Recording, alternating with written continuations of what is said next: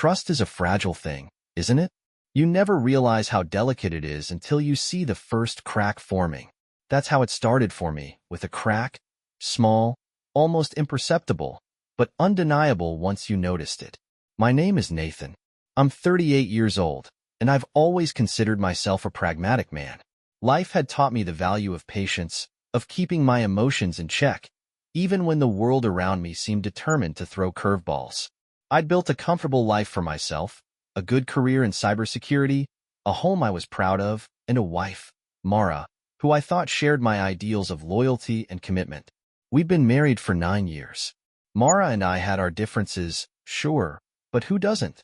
She was spirited, a social butterfly who thrived in the company of others, while I was more reserved.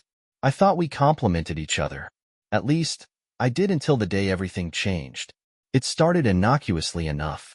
My father, Richard, was hosting a barbecue, a typical summer gathering, complete with ribs, burgers, and his famous iced tea.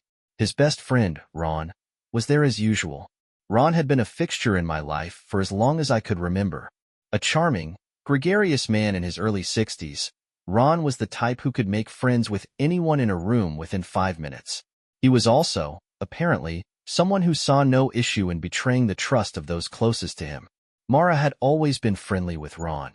Too friendly, I'd sometimes thought, but I'd shrugged it off. He was family in a way, a second father figure. Why wouldn't they get along?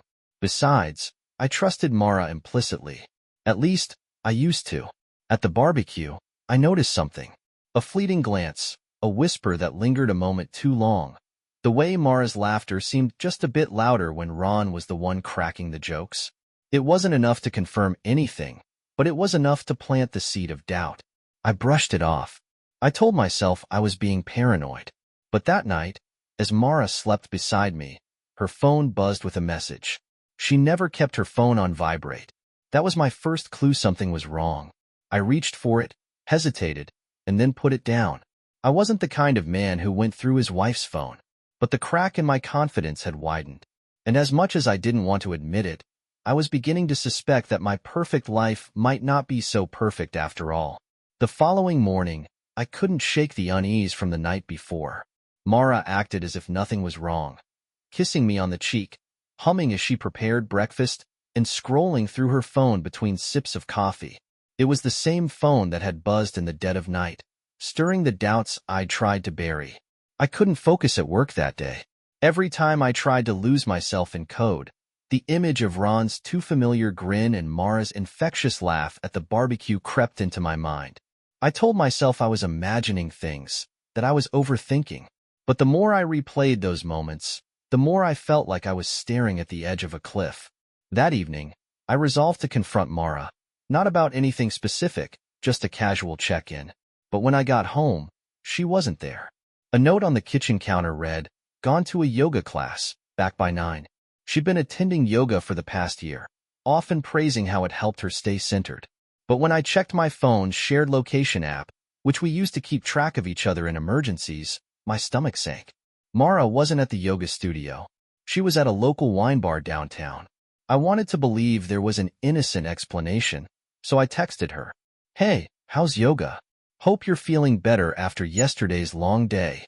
The reply came quickly, almost too quickly. "Yoga's great. Just finished the warm-up. Love you, Red Heart." The lie hit me like a freight train. My hands trembled as I stared at the screen, the words confirming what I hadn't wanted to believe. By the time she came home, I'd barely managed to compose myself. I didn't want to accuse her without proof. I still wasn't sure of anything, but I also couldn't ignore what I'd just seen. "Yoga go well?" I asked, my voice deliberately casual. "Yeah," she said, not missing a beat as she slid off her sneakers. "We had a new instructor tonight. She's amazing. Totally made me work up a sweat." I nodded, forcing a smile. Inside, though, I was unraveling. There it was, her blatant lie, delivered so smoothly that it could have fooled anyone who wasn't paying attention. But I was paying attention now. The rest of the evening passed in uneasy silence. Mara didn't seem to notice my tension, too preoccupied with her phone. That same phone that had buzzed the night before. That same phone I now desperately wanted to unlock, just to know the truth. The crack had become a fissure. It was no longer a question of if something was wrong. It was how much and how long. The following day, I decided I needed answers. Waiting and hoping for the truth to reveal itself felt like torture. If Mara was lying, I had to know. I wasn't proud of what I did next, but desperation has a way of turning principles into luxuries. While Mara was in the shower, I found her phone charging on the nightstand. My heart pounded as I picked it up. It was locked, of course, but I'd seen her input the passcode countless times. Her birth date. The screen unlocked, and there it was. Her entire digital life laid bare. A quick scan of her recent messages revealed nothing suspicious. I checked her social media apps, scrolling through posts and private messages. Still nothing. For a fleeting moment, I felt relief. Maybe I was wrong. Maybe the wine bar and the strange buzz in the middle of the night had innocent explanations. And then I saw it. A message thread buried under the name Ricky. Ron's full name was Richard, but only his closest friends called him Ricky. My fingers hovered over the chat as my breath hitched. I opened the thread. At first, the messages were innocuous. Talk about the barbecue, the occasional joke about my father's grilling prowess. But as I scrolled up, my stomach turned. Ron, last night was amazing. I can't stop thinking about you in that dress. Mara, you're sweet, but we need to be careful. Nathan would kill us if he found out. Ron, he doesn't have to know. Besides, I've been careful for years. I know what I'm doing. My head spun. For years? The words blurred on the screen as I read further. They talked about stolen moments at my father's house, shared glances at family gatherings, and excuses they'd made to sneak away together. I could hardly breathe. I shut the phone off and placed it back on the nightstand just as I heard the water stop in the bathroom. My mind raced with questions. How long had this been going on? Why Ron? How could she look me in the eye every day and pretend everything was fine? I felt sick. My father and Ron had been best friends for decades. Ron was practically family, a man I'd trusted since I was a boy. And Mara? She wasn't just betraying me. She was spitting on the life we'd built together. I tried to keep my composure as Mara came into the room, towel wrapped around her, her face flushed from the hot shower. She smiled at me, oblivious to the storm raging inside me. Everything okay? She asked, her voice light, innocent. I nodded, forcing a smile. Yeah, everything's fine. But everything wasn't fine. I wasn't fine. For years, they'd both been laughing behind my back, taking advantage of my trust. And now, I couldn't stop thinking about one thing. How do I make them pay for what they've done? The betrayal sat heavy on my chest, suffocating me as I stared at the ceiling that night. Mara lay beside me, sound asleep, her breathing calm and steady. I wanted to shake her awake, scream at her, demand answers. But what would that accomplish? A confession? An apology? None of that would undo what she'd done, or heal the damage she and Ron had caused. No, I needed something more than answers.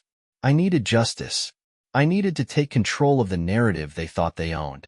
The next morning, I started formulating my plan. If they wanted to play games, I'd play too, but I'd make the rules.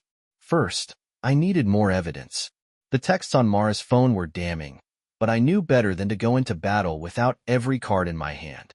At work, I used my cybersecurity expertise to set traps. I installed a keylogger on Mara's laptop when she left it open during breakfast. It would record everything she typed, emails, passwords, messages. I also set up software to monitor her phone backups. Every text, every call log would now mirror onto a private cloud account. I wasn't just gathering evidence. I was preparing to dismantle every excuse she might have. Then there was Ron. Confronting him directly wasn't an option. Not yet. He was smug, confident, and worst of all, experienced. If he'd been careful for years, as he claimed, he'd likely find a way to weasel out of whatever accusations I threw at him. Instead, I started watching him closely. My father's birthday was a week away, and I knew Ron would be there. It would be the perfect opportunity to test the waters, to see how brazen he and Mara could be when they thought they were in the clear. I wasn't sure what I was looking for. Another glance, a lingering touch, or a poorly concealed smile, but I was determined to catch them red-handed. At home, Mara was as affectionate as ever, her lies woven into our daily routine with surgical precision. She cooked dinner, told me stories about her coworkers, and kissed me goodnight like nothing was wrong. But every time she touched me, it felt like poison seeping into my skin. By Thursday, my keylogger started producing results. Among her emails and innocuous web searches, I found the messages I was dreading. She'd written to Ron under the subject line this weekend. Mara, can't wait to see you at Richard's party. Be careful, though. Nathan's been acting strange lately. Think he suspects anything? Ron, relax. He's a good guy, but too trusting. He'll never figure it out. Besides, who'd believe him over us? That message clenched my fists with rage. They thought I was a fool, a trusting puppy trailing after breadcrumbs they could easily sweep away. They'd underestimated me, and that would be their undoing. I wasn't sure what form my revenge would take yet, but one thing was clear. I wouldn't act out of impulse. I would hit them where it hurt the most, and I would enjoy every second of it. The day of my father's birthday arrived, bringing with it an eerie calm.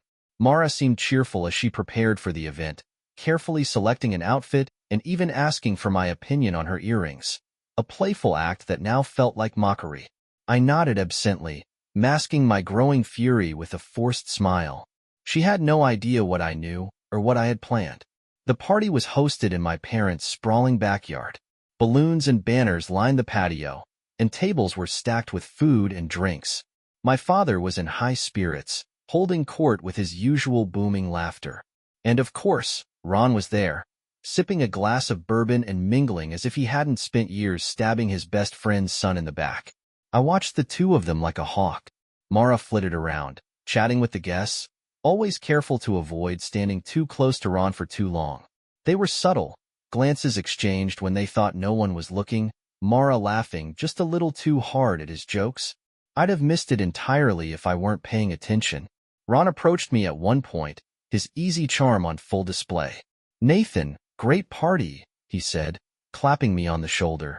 Your dad's really outdone himself this year. Yeah, it's a good turnout, I replied, keeping my tone light. I forced myself to meet his eyes, looking for cracks in his facade. There were none. He was too good at this. As the afternoon wore on, I noticed Mara slipping into the house. A few minutes later, Ron excused himself from a conversation with my father and followed. My pulse quickened as I waited a moment before casually making my way inside. The house was quiet except for muffled voices coming from the study. I crept closer, heart pounding, until their words became clear. This is risky, Mara whispered. What if someone sees us? Ron chuckled softly. Relax. We've done this before, haven't we?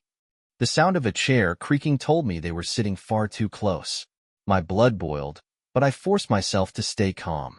Bursting in now would be satisfying, sure, but it wouldn't be enough.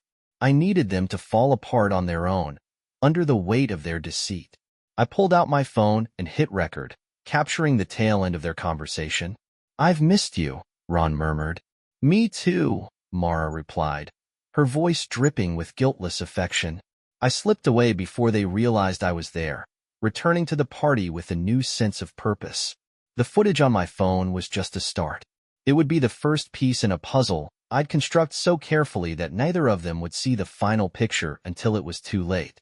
That night, as we drove home, Mara chatted about how lovely the party had been, her tone breezy and relaxed. She had no idea her perfect little secret had begun to unravel, and I had no intention of stopping until it was completely exposed. The days following the party were a test of my resolve. Mara went about her usual routine, blissfully unaware of the web I was weaving around her and Ron. Every smile she offered, every casual kiss on my cheek, was another layer of fuel added to the fire burning inside me. But I kept my emotions locked away. Patience, I reminded myself, was key.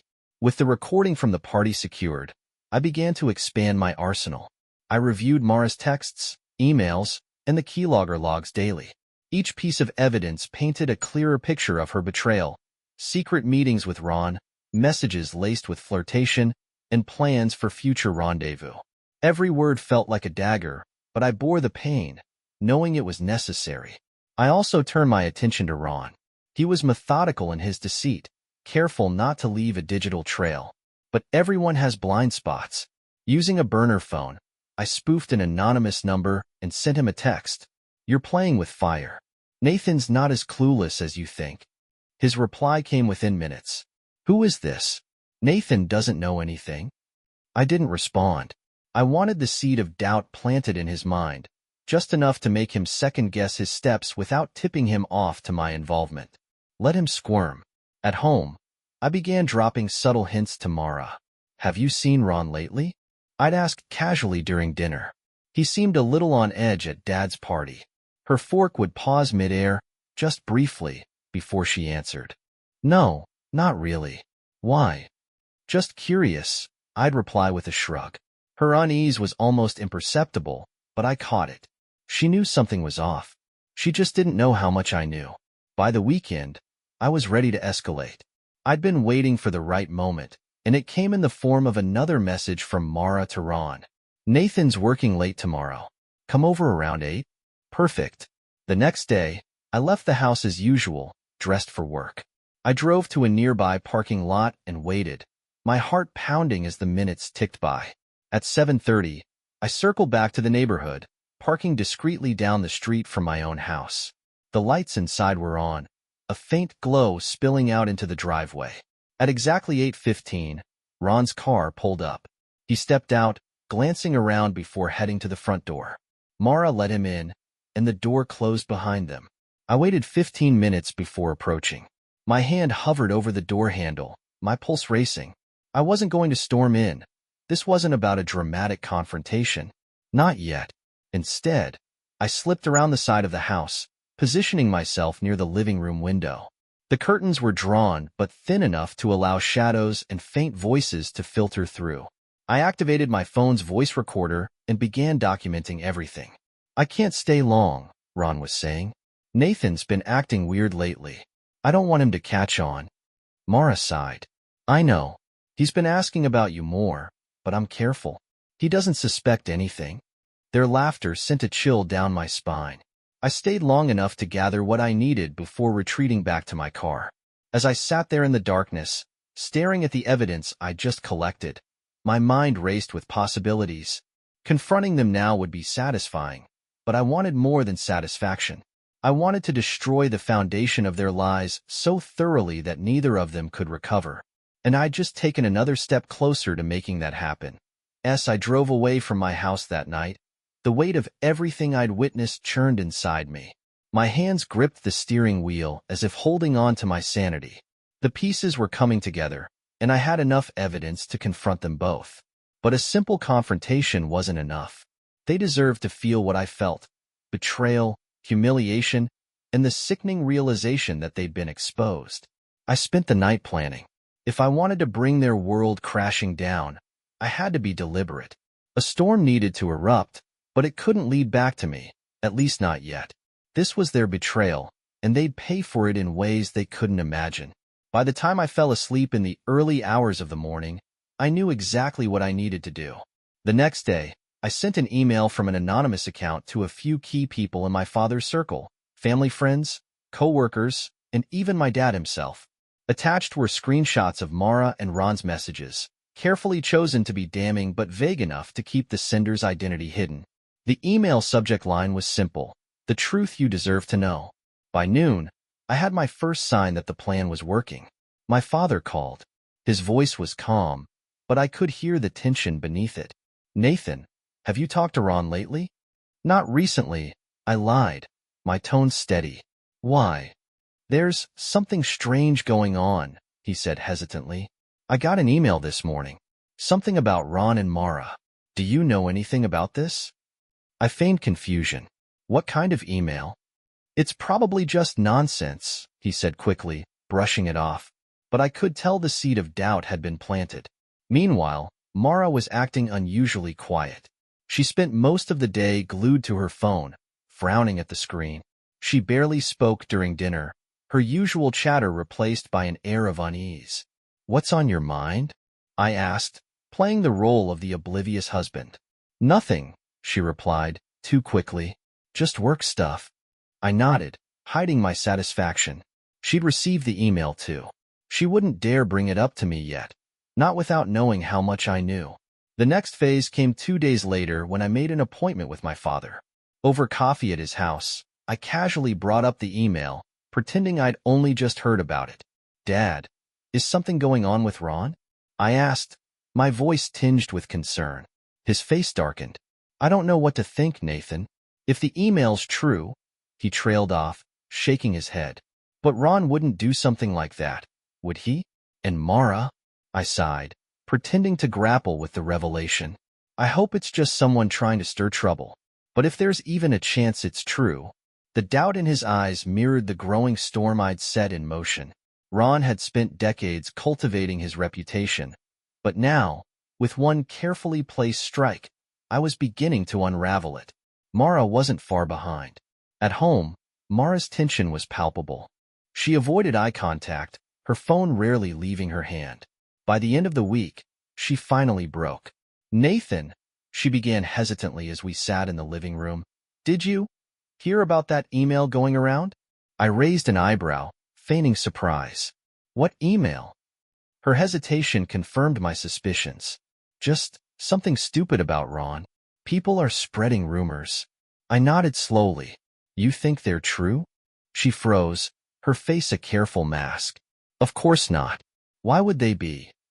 My silence was deliberate, heavy. Let her stew in the discomfort. Let her wonder if I knew more than I was letting on. This was only the beginning, and she was starting to realize it. As Mara squirmed under the weight of her guilt, I felt a strange sense of calm. I wasn't done yet, not by a long shot. But for now, I was content to let her and Ron live in the shadow of their unraveling secrets, unaware of just how far I was willing to go to dismantle everything they'd built on lies. The tension in the house had reached a breaking point. Mara wasn't sleeping well. I could hear her tossing and turning at night. Her phone, which she'd once carelessly left lying around, was now always within arm's reach. During the day, she watched me with cautious eyes, as though waiting for the moment I'd bring up the email. But I didn't. The silence was its own weapon. Meanwhile, Ron's response was more direct. My father mentioned that Ron had called him, denying the accusations in the email and dismissing them as baseless rumors. "Do you believe him?" I asked over lunch at my dad's place.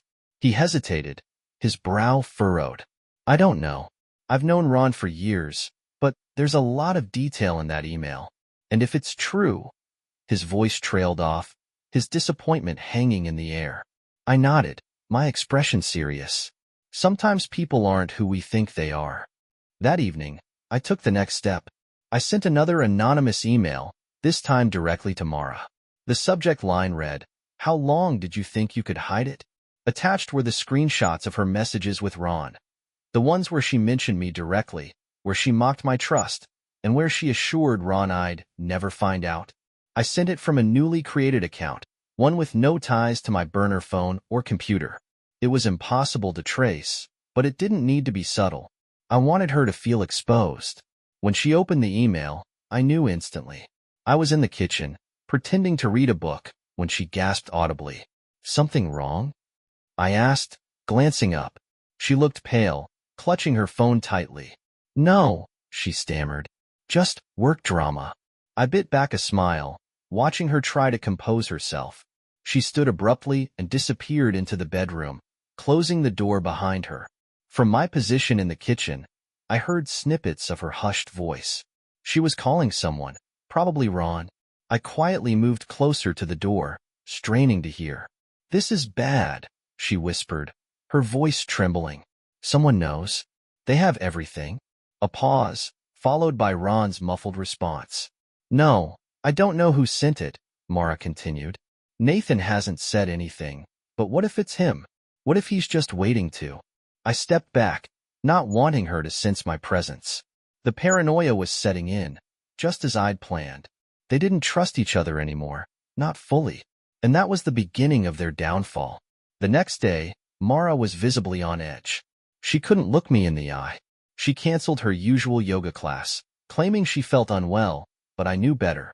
She was scrambling, trying to figure out her next move, while I remained calm and composed. At work, I received a call from my father. His voice was tight with frustration. Nathan, I've got to talk to you about Ron. Things are getting serious. He's not the man I thought he was. My plan was working. Ron's reputation was starting to crumble, and Mara's world was closing in on her. The best part? They still had no idea I was the one pulling the strings. Over the next few days, Mara's paranoia began to consume her. She hovered around the house, her nerves visibly frayed.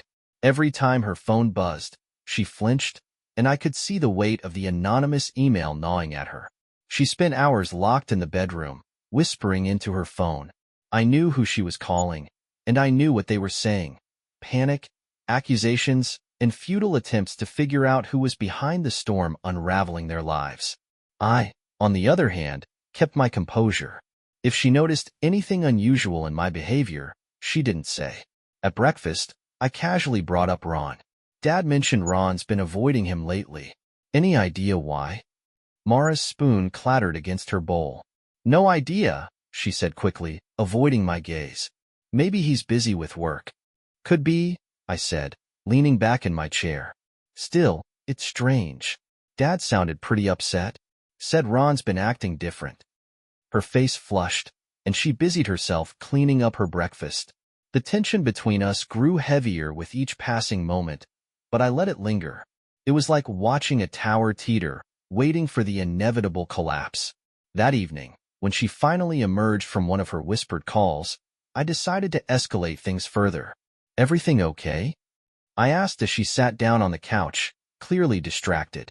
Yeah, she muttered, her voice shaky. You've been acting strange, I said, my tone soft but deliberate. Is something bothering you? She hesitated, her fingers gripping the edge of her phone. No, just work stress. It's been a lot lately. I nodded, letting her lie hang in the air. If there's anything you want to talk about, you know you can tell me, right? Her eyes flicked toward me, and for a moment, I thought she might crack. But she just nodded, forcing a small smile. Of course. She wasn't ready to confess yet, but that was fine. She was unraveling. The next day, I sent another email. This time, it went to both Ron and Mara. The subject line read, "Secrets always come out." The body of the email contained nothing but a single sentence. How do you think Nathan will react when he finds out everything? It was a calculated move, designed to stoke their paranoia further. I didn't include any attachments or threats, just enough to make them wonder if someone was watching.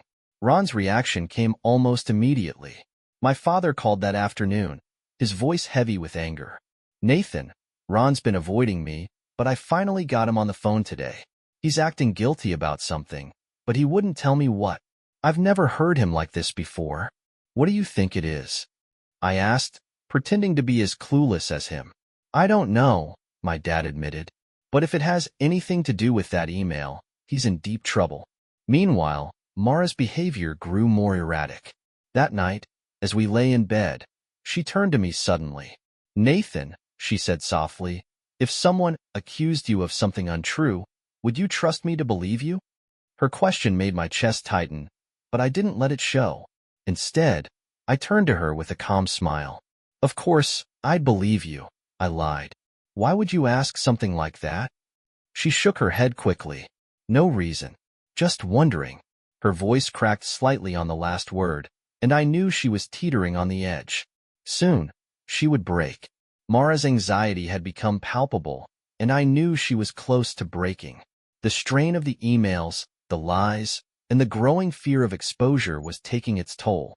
She was pulling away from me, yet constantly hovering near, as if trying to read whether I suspected anything. Ron wasn't faring any better. My father called again, frustration and betrayal clear in his voice. Nathan, I don't know what's going on, but Ron's been avoiding me completely now. Every time I try to get him to explain, he either changes the subject or hangs up. Do you think it has something to do with Mara? I asked, carefully planting the seed. What? My dad replied, his tone incredulous. I hesitated, feigning discomfort. I don't know. They seemed unusually close at your birthday party. I didn't think much of it at the time, but now, there was silence on the line before he finally spoke. That's ridiculous, he muttered, though his voice wavered with doubt. Mara wouldn't do that. And Ron? Maybe it's nothing, I interrupted, letting him stew in his thoughts. But I can't shake the feeling that something's off. I knew my father. He would start connecting the dots on his own, and when he did, the fallout would be immense. The next evening, I came home to find Mara sitting at the kitchen table, her face pale and her hands trembling as she gripped her phone. She didn't hear me enter, too absorbed in the screen. When I stepped closer, she jumped. "Nathan," she stammered, quickly locking her phone. "You're home early." "Yeah," I said, my tone casual. "Thought we could have dinner together." She nodded, avoiding my gaze. I let the silence hang between us as I moved around the kitchen, pretending to prepare something. Then, without turning, I spoke. "Did you get another email today?" Her fork clattered onto the table. "What?" "I heard about the emails going around," I said, keeping my tone calm. "Dad mentioned them. People are saying some pretty wild things about you and Ron." Her breath caught, and I finally turned to look at her. She was frozen, her face drained of color. "What are they saying?" she whispered. I tilted my head, watching her closely. "I don't know. Something about the two of you being close?" "Nathan," she began, her voice trembling. "It's not true. You have to believe me." I crossed my arms. "Then why do you look so guilty?" She opened her mouth to speak, but no words came. Instead, tears welled in her eyes, and she broke down. "I'm sorry," she whispered. "I never meant for it to happen." And just like that, the confession I'd been waiting for spilled out. She told me everything. How it started, the stolen moments, the lies. She begged for forgiveness, swearing it was over. But as she spoke, all I could feel was the cold satisfaction of watching her crumble. After her confession, I told her I needed space to think. She moved to the guest room, leaving me alone in the master bedroom. But I wasn't thinking. I was working on the next phase of my plan. The next day, I met my father for coffee and laid everything out. I showed him the messages, the recordings, and the emails I had sent anonymously. His face turned ashen as the reality sank in. "I trusted him," he said, his voice shaking. "I trusted both of them." "You deserve to know the truth," I said quietly. My father wasn't a man prone to outbursts, but the betrayal was too much. He called Ron that afternoon, demanding an explanation. The call ended in shouting, and by evening, my father had cut all ties with his oldest friend. Meanwhile, Mara was spiraling. She barely ate or slept, and her attempts to talk to me were met with cold indifference. She knew I wasn't going to forgive her, but she didn't know how far I planned to go. I contacted Ron's wife, Sarah, the following weekend. She was a kind woman who had always welcomed Mara and me into her home. She deserved to know the truth. I sent her everything, screenshots, recordings, and even a timeline of the affair. Sarah called me the next morning, her voice thick with tears. "Thank you for telling me," she said. "I had no idea." Ron's world began to collapse. Sarah kicked him out, filed for divorce, and exposed his betrayal to their circle of friends. His reputation, carefully built over decades, was destroyed in a matter of days.